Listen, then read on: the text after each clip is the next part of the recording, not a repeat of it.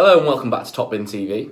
First of all, apologies. We didn't put a preview out this week. There were a number of factors involved in that. My internet wasn't up to scratch at all and couldn't upload the video, and James has gone on holiday.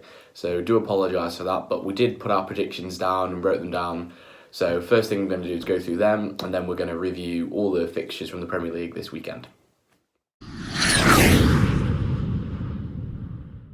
So, first up, predictions. Now, as we know, last week was tied at 8-8 between me and James. So this week, hopefully, I can pull away from him, but it'll be a tough task, especially since the start, Leicester-Liverpool. I predicted 2-0. James predicted 2-1 to Liverpool, both to Liverpool, and it was 2-1. So James picking up a big 3 points there, and I'm only picking up the 1. Brighton v Fulham ended 2-2. And strangely enough, we both predicted 2-2 here. So we both got 3 points for that. Brilliant from the Top Bin boys. Chelsea v Bournemouth now. 2-0 victory for Chelsea. I went 3-0. James went 3-1. So just sharing the points each there. Moving on to Palace v Southampton. I predicted 2-0. James predicted 2-0. Result was 2-0. But we went for Palace. And unfortunately, Southampton got the win away from home. Really good win for them. So we're not picking up any points in that game. Everton v Huddersfield. Now, we both thought this was a nailed-on Everton win. We both thought 3-0, 2-0, 3-0. We saw Huddersfield when they played Stoke in the Cup the other week and they looked terrible. And credit to them, got the goal early on, held out for a 1-1 draw, had a few chances on the break. So, really good result for Huddersfield and, well, we both got that one wrong as well. West Ham Wolves now. This is the one where we were split on. Excuse me. I went 3-2 to West Ham. I just thought there was going to be goals in this game with both defences being a little bit...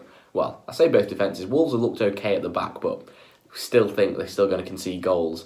And then, obviously, Wolves going forward, they're going to score. So I thought it was going to be high scoring. And James thought similar, but he went 2-1 Wolves, and I went 3-2 to West Ham. And obviously, Wolves, 90th minute, Adama Traore, electric pace down the wing and got the goal. So 1-0 to Wolves, and only 1 point for James and none for me, unfortunately.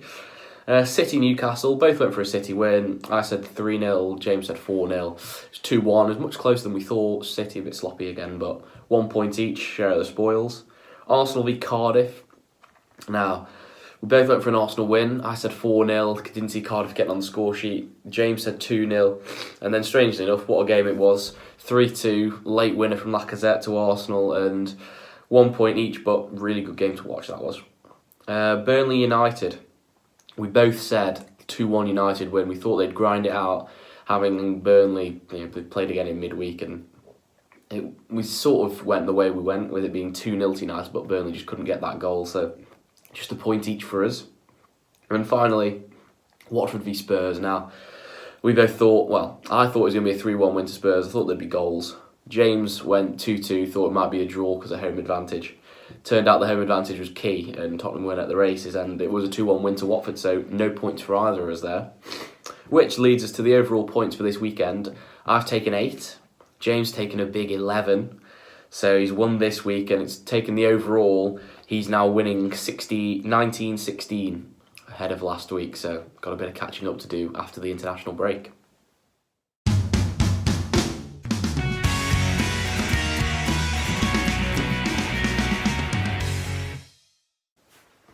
So, moving on to the first game, the early kick-off on Saturday, we had Leicester versus Liverpool, which was a 2-1 win for Liverpool, maintaining their unbeaten start. Goals from Mane and Firmino setting them well on the way, with Ghazal getting the goal back for Leicester. Now, the man of the match this game, comfortably, was Joe Gomez. He had an unbelievable game at centre-half. It's not often you can outperform Virgil van Dijk, especially as a young lad, but my God, did he do it. Van Dijk was a little bit sloppier this game, but Gomez was everywhere. Covering back. You saw that tackle he had on Madsen when he got free in the box in the second half, and he was miles out of position on the right-hand side, then got across to the left centre-half position, flung himself across, was very composed on the ball, thought he was excellent, and, going to give Gareth Southgate some good selection headaches to have at the back there, especially with the likes of Walker, Maguire, Stones, add Gomez in there. Do you move Walker onto full-back, but then how well Trippier played? Nice selection headaches to Southgate moving forward with the England setup, but obviously Liverpool maintaining their unbeaten start. 4 out of 4, doesn't matter how you get them. You got them. It's 12 points, top of the league. Can't say much more than that really. You got to be happy as a Liverpool fan going into the international break right at the top. Leicester, I wouldn't be too disheartened. I thought second half they were excellent. They really put Liverpool to the sword the second half, and the man for them who I thought was really good, James Maddison. I thought he really dictated the game in the middle, touches, picking up spaces in behind the midfield, in front of the defence, driving at players, knew when to lay it off quickly with a quick flick, knew when to take the ball on and drive and pick a pass. Obviously, we know he can shoot, we know he can score goals, and I think he's going to be a real watch for Leicester this season. But the biggest talking point of the game has got to be Alisson. Now, James has been telling me this has been coming for the last few weeks, and he's always had a bit of a worry with Alisson that he's not been ready, not been quick enough to get used to the Prem.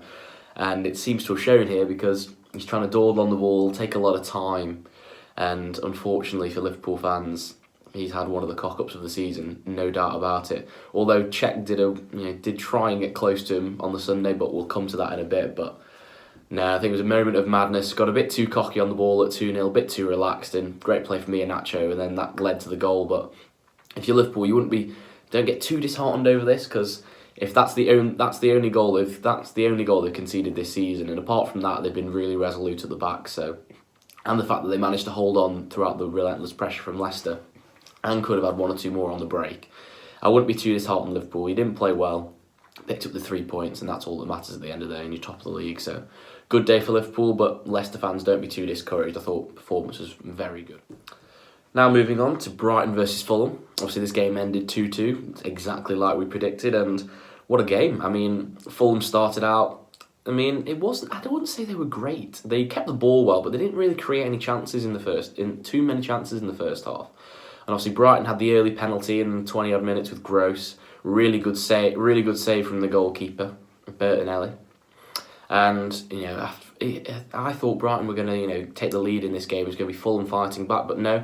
Proved me wrong yet again. I mean, it's a good start. Really good goal from Shirley just before half-time. Really nice pass in from Seri, who looks like a real good player. We were surprised that he went there. We thought he was going to go to a bit maybe higher up in the league, you'd say, than a newly promoted side.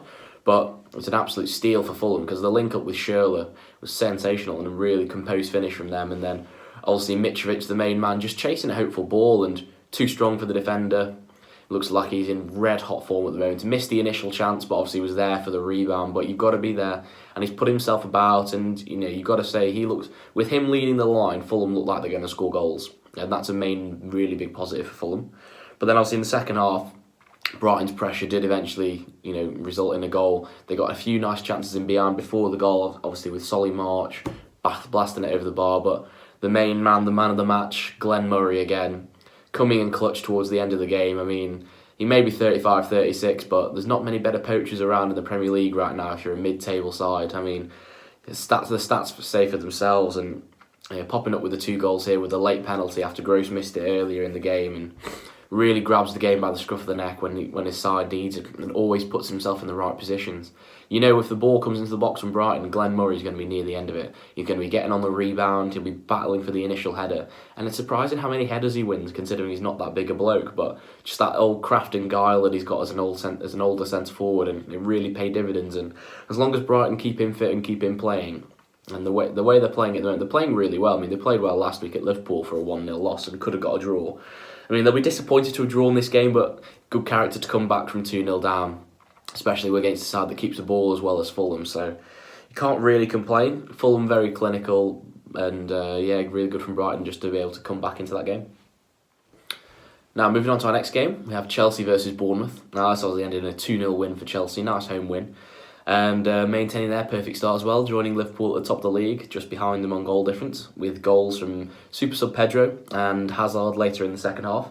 This was a game that, shall I be honest, Chelsea absolutely dominated the ball again. Under Sarri, you can tell the difference already. Jorginho pulling the strings in that midfield and really looking after the ball, and fullbacks playing high, really trying to force the opposition team back, and so they can't get out at all.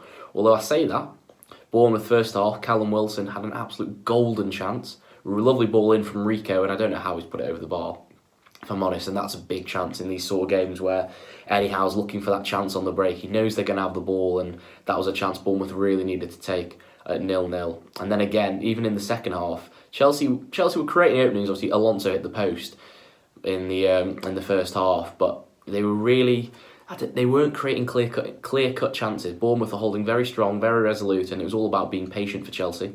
And again in the second half, before Chelsea opened the scoring, Ake from the corner, he's had one that's just bounced at his feet in the 6 yard area, and he couldn't sort his feet out quick enough, and he's ended up tapping it over the bar.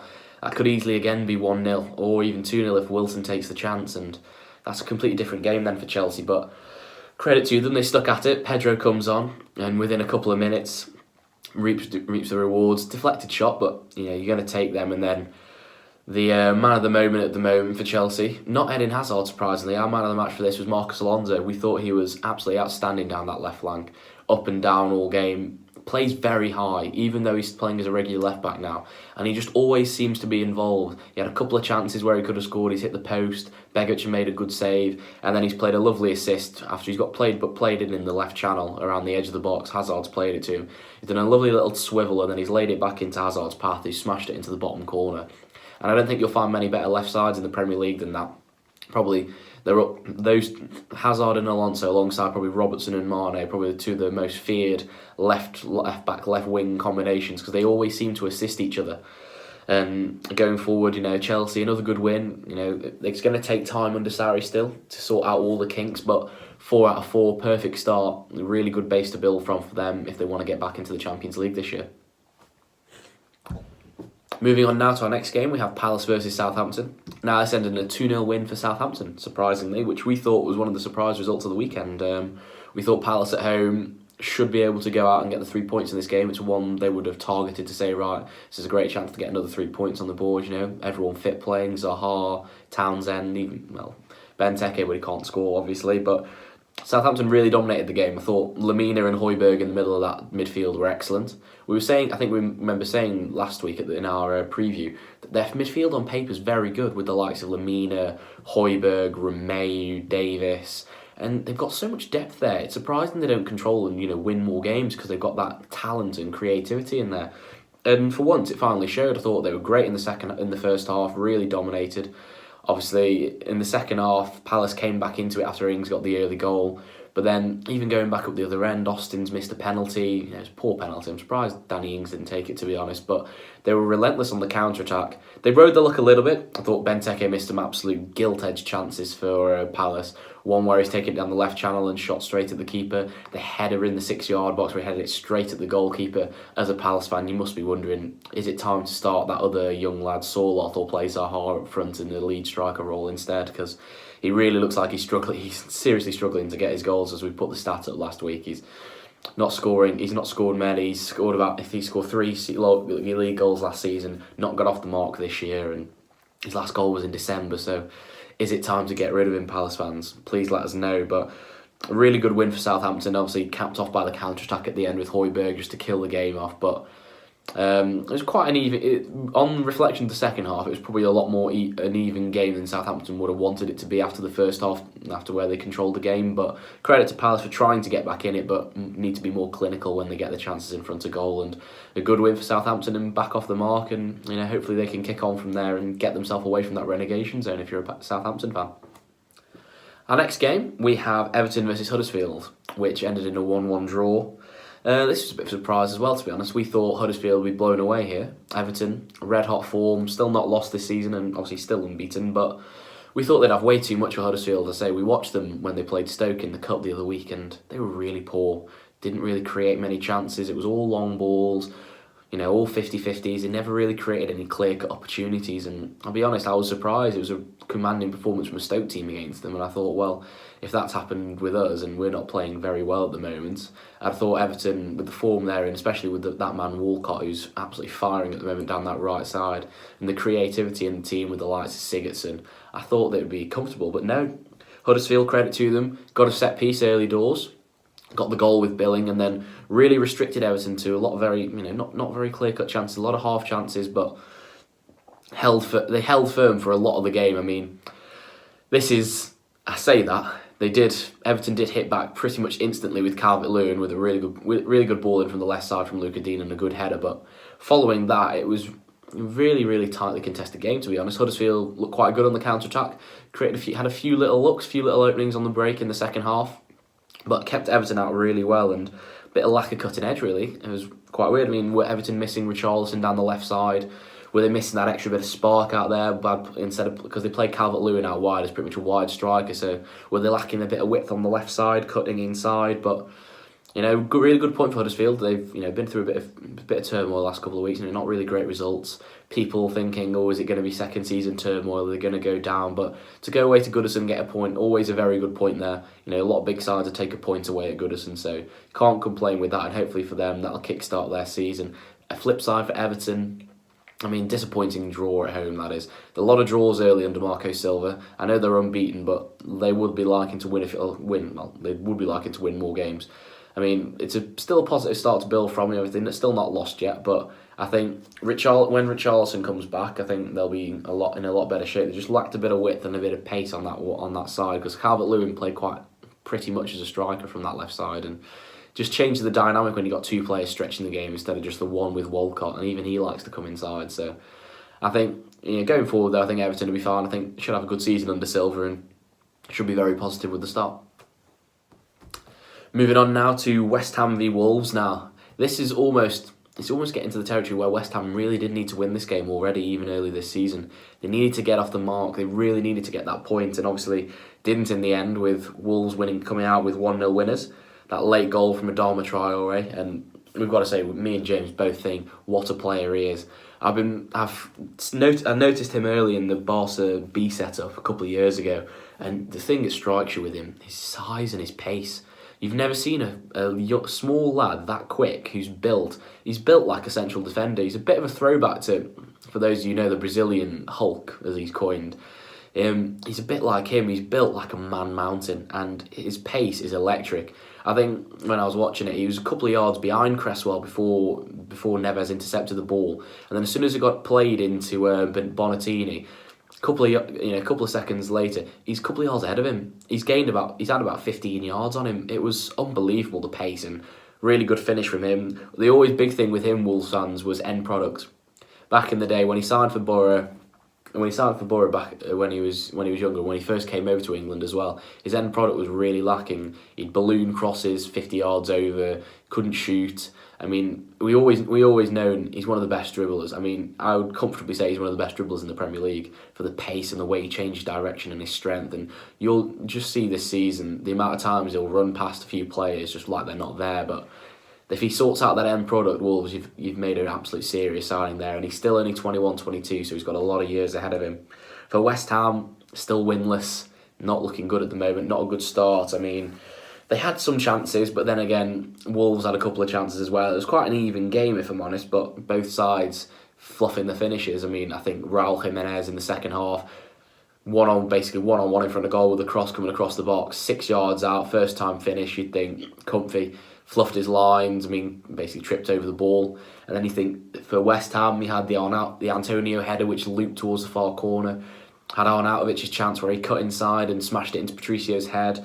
So it was a really, really interesting game to watch, but obviously West Ham just couldn't get that goal, and Wolves made them pay for it. But I thought Wolves were very good again, looked solid away from home, keeping the ball well, creating chances, and I've got to say, man of the match, Rui Patricio. It was tight. Both keepers, I've got to say, special mention to Fabianski. He really kept them in the game with some really good saves, but man of the match had to be Rui Patricio, just because the saves he's made to keep it at 0-0 has allowed Wolves that template to go and get that counter-attacking goal and score. And the save from Arnautovic, especially with his head when he just stood up tall and blocked it after that head into the top corner, was particularly good. So man of the match, Patricio. But excellent win for Wolves, continues their good start. I think they're 11th in the table, and you'll take that. You've got your first win, a couple of draws, so you'll be happy with that. As for West Ham, worrying times lay ahead. What do you need to change? What needs to happen? On paper, the side looks, strong side on paper, but it's really not clicking.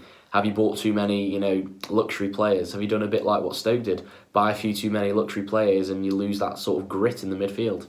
Let us know. But, it's a bad start for them, and they need to improve quickly if they want to get out of that relegation zone.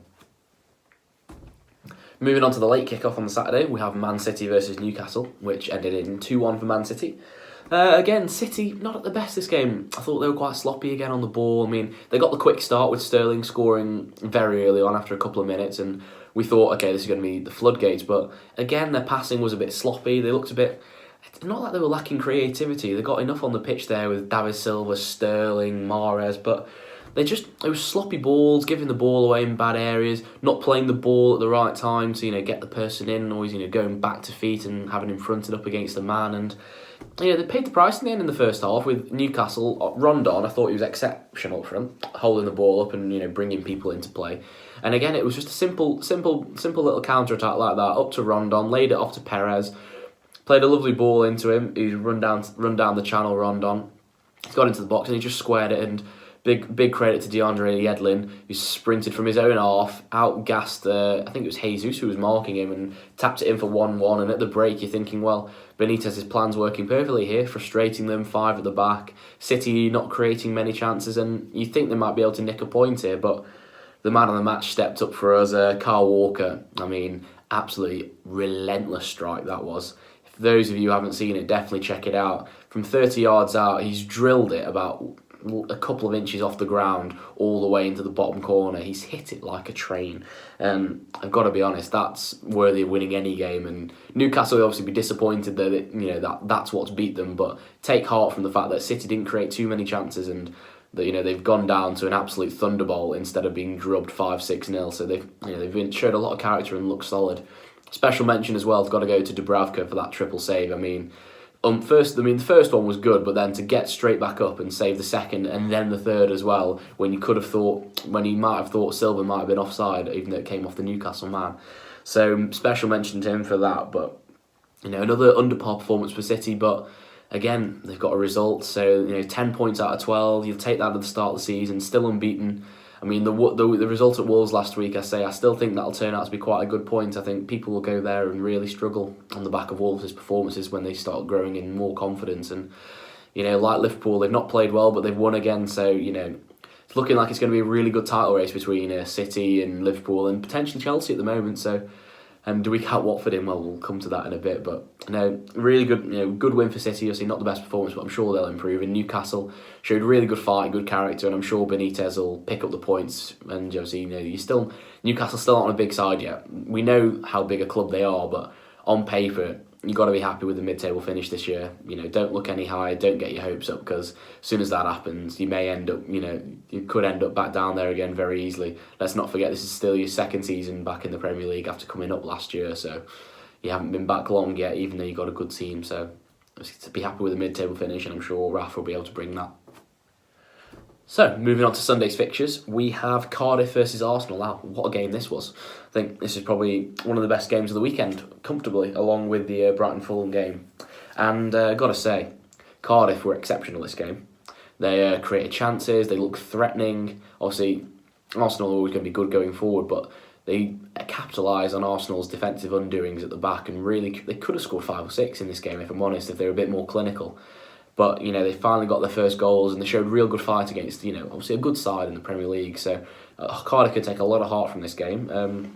Arsenal, lucky to scrape away with the win. I mean, they obviously took the lead with a good header from Mustafi, but even before that, Cech gave the ball straight away to the striker for Cardiff. What's his name? Ward. Yeah. Gave the ball away to Ward, and could have been a goal there early on. He's trying to do his best Alisson impression. But no, going forward, Lacazette and Aubameyang starting up front for the first time, and their partnership looks like it could be very frightening for the Premier League. Aubameyang playing a little bit more off the left and Lacazette up front. I think it suited them better. I think Lacazette's a bit stronger, a bit more physical, and held the ball up a lot better, and really brought the other attacking players into play more. They created quite a few chances. I think Lacazette hit the post in the first half, and then obviously second half, Aubameyang scored an absolutely beautiful finish from outside the area, and then Lacazette right at the end after Ward had equalised for Cardiff late on in the game, smashed it into the roof of the net. Absolutely unerring finish, and pretty much cementing his place, I think, in the starting 11 now for the rest of the season, along with Aubameyang as a front two. And going forward, Arsenal look great. I mean, creating a lot of chances, but again at the back, they look so shaky. Cardiff really exploited them, especially out wide. I think down that right side where I think Ozil was playing in the right wing role. I mean, he's left Bella in 2-on-1 half the time against Hoylett and Bennett on the left side, and I've got to be honest, if they keep defending like that, the way they are so high and not many people tracking back, they're going to concede so many goals, and they really need to tighten up or at least sort something out. sort of a plan of attack because they can't keep doing that. I think it isn't helped that maybe Ozil doesn't track back very much and obviously he's going to leave you exposed, but constantly down that left side, Cardiff were a threat, and then balls into the box. Arsenal still look shaky at getting rid of them. It looks like they can cause problems as long as you get it in there. Even for the goal, it was a bit of fortune in the box. The first goal that Cardiff equalised from, and I think you really got to look at that. And if they don't tighten up soon against the big sides, especially, it's not going to be a fun year for Arsenal. But again, it's going to take a while under Emery. I think they've got to be patient. I think going forward, you've seen the benefits. They look so threatening. They look like they're going to score 3 or 4 every game. So I think you've got to give Emery time. I think maybe not this season, but I think next season could be a lot stronger. I don't think you're going to get Champions League this year. I think you should be happy if you get in the top 6 this year because you're going to be quite nip and tuck, I think. But with the strike force you've got, I think you will be carried. I think they will carry you to it, and then maybe try and do well in the Europa League because Emery does love that competition, having won it so many times with Sevilla. So not all doom and gloom for Arsenal. Just got to stay positive and stick with it. And then Cardiff, really good performance, something you can really take positives from. I know you didn't get the victory or the draw or a point, but to perform like that against one of England's renowned best sides can only be positive, and to finally get the goals, which you've been waiting for, your first goals of the season, can only be good. So really positive for Cardiff, and if they keep playing like that, they'll definitely have a chance. Moving on to the next Sunday game, we had Burnley versus United, which ended in a 2-0 win for United. Really big result for them. I think Jose will be very proud of his players there going away. I mean, Burnley, to start with Burnley, they still look like they're suffering from the European midweek games there.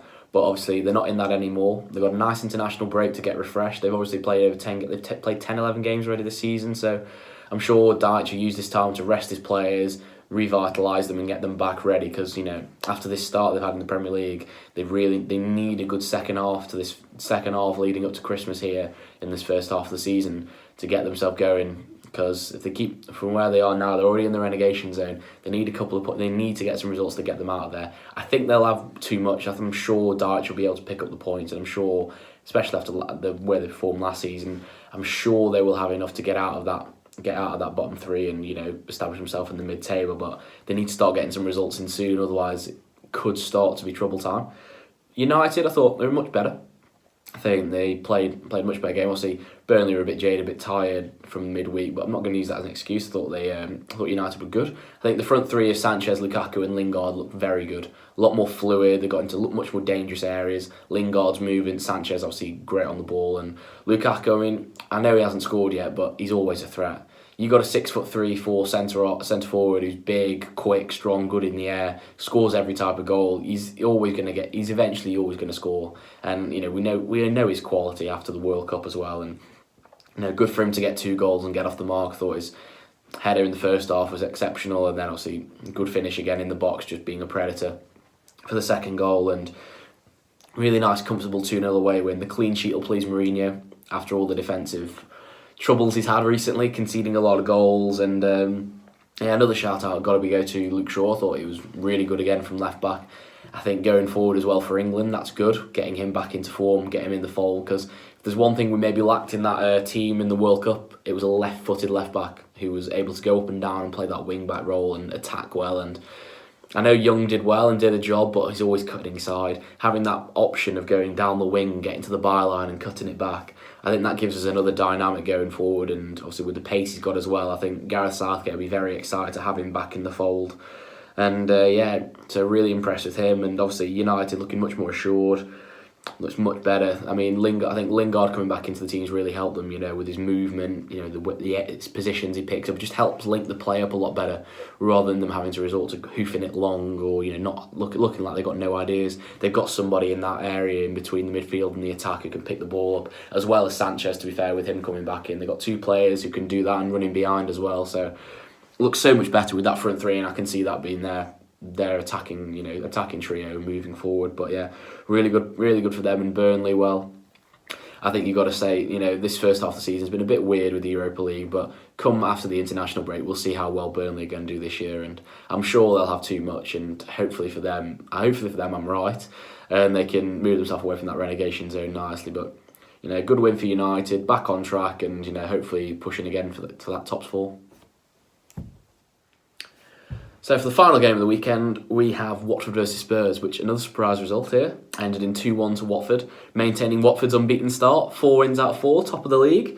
Well, joint top of the league along with Chelsea and Liverpool. So are they title contenders? Well, I'm sure we'll find out, but really disappointing from Spurs. I thought they lacked real character and leadership out there. They looked a bit soft.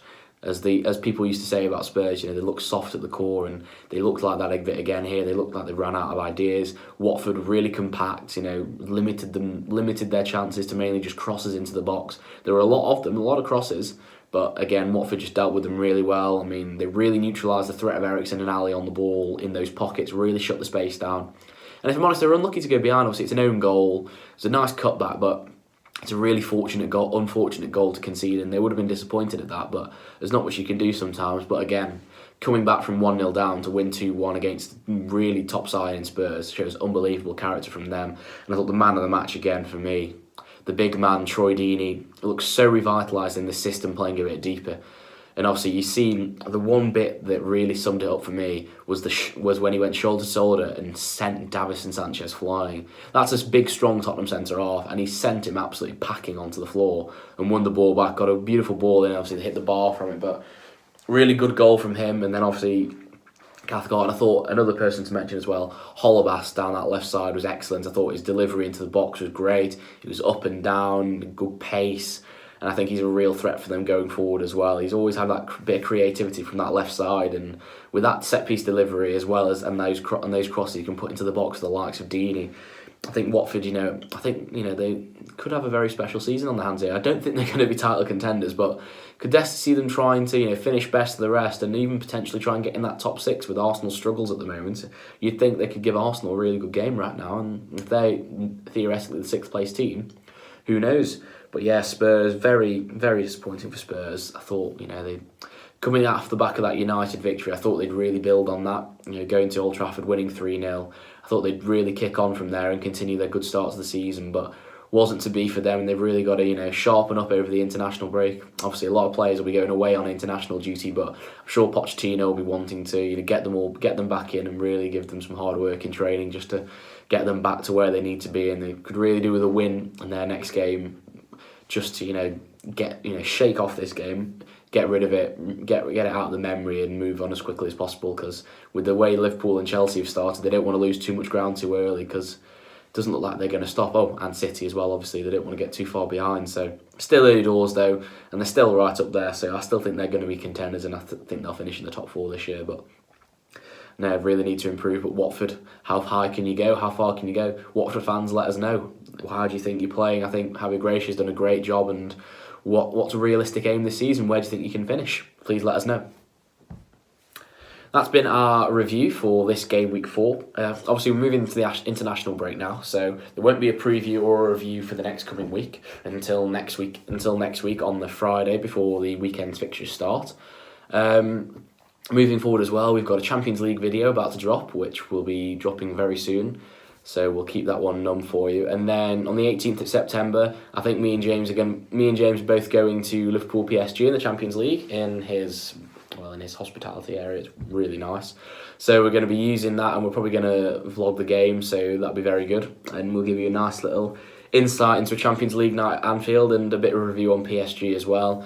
And may even end up doing. I think we will. I think we'll start doing Champions League game match week reviews. So I think after every Wednesday, after the full length of fixtures, we'll do a review of all the games from Tuesday and Wednesday involving the big teams and the English teams, just the ones that mainly want to focus on, and we'll go from there. And if you want a Europa League one, please let us know, and we'll try and get a Europa League one in there as well. And also we're back into swing with the Premier League. But yeah, so James is still away, so won't be back. Should be back for the next one, and obviously keep an eye out for all the new content coming.